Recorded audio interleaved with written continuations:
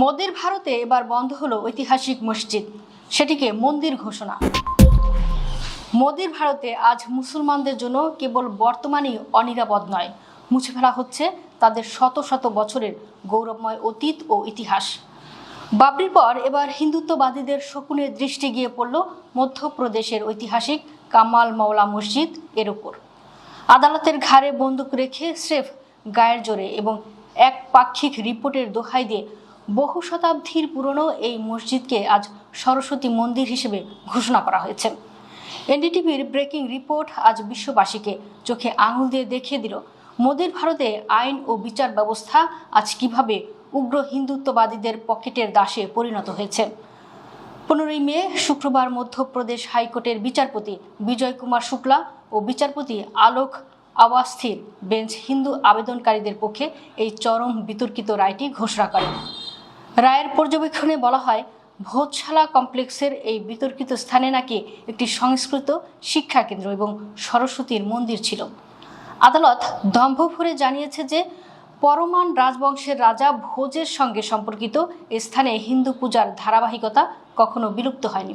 আর সবচেয়ে অপমানজনক বিষয় হলো, যাদের মসজিদ কেড়ে নেওয়া হলো সেই মুসলিম সম্প্রদায়কে আদালত উপদেশ দিয়েছে তারা যেন নতুন মসজিদ বানানোর জন্য রাজ্য সরকারের কাছে আলাদা জমি ভিক্ষা চায়। এই ছিনতাইয়ের ব্লুপ্রিন্ট তৈরি হয়েছিল 2024 সালের 11 মার্চ। হাইকোর্ট সেদিন আর্কিওলজিক্যাল সার্ভে অব ইন্ডিয়া ASI-কে এই কমপ্লেক্সের একটি বৈজ্ঞানিক সমীক্ষা চালানোর নির্দেশ দেয়।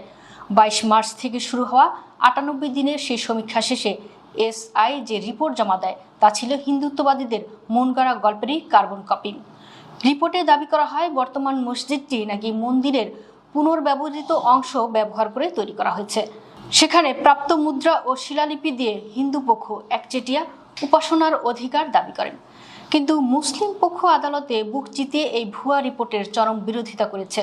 তারা স্পষ্ট যুক্তিতে বলেছে, SI এর এই জরিপ প্রতিবেদন সম্পূর্ণ পক্ষপাতদুষ্ট এবং হিন্দু আবেদনকারীদের দাবিকে আইনি বৈধতা দেওয়ার জন্যই এটি আগে থেকে ছক কষে প্রস্তুত করা হয়েছে। 2003 সালের SI চুক্তি অনুসারে এই ভোজশালা কমপ্লেক্সে হিন্দুরা মঙ্গলবার এবং মুসলমানরা শুক্রবার শান্তিপূর্ণভাবে প্রার্থনা করে আসছিলেন। কিন্তু হিন্দুত্ববাদীদের চরম স্পর্ধা ও একচেটিয়া দখলের লোভে আজ সেই চুক্তিকে ডাস্টবিনে ছুঁড়ে ফেলা হলো। আজ বিশ্ববাসী পরিষ্কার দেখছে যে ভারত ধর্মনিরপেক্ষতার ফাঁকা বুলি আওড়ায়, সেখানে আজ আদালতের রায়ের আড়ালে একটি নির্দিষ্ট সম্প্রদায়ের ইতিহাসকে বুলডোজার দিয়ে গুঁড়িয়ে দেওয়া হচ্ছে। বাবরির পর কামাল মওলা মসজিদ কিনে নেওয়ার এই হিন্দুত্ববাদী আস্ফোলন প্রমাণ করে মোদির ভারতে আজ মুসলমানদের ইবাদতের কোনো জায়গাই আর নিরাপদ নয়। তবে ইতিহাস সাক্ষী অন্যের ইবাদতগাহ কেড়ে নিয়ে কোনো স্বৈরাচারী শান্তিতে টিকতে পারেনি।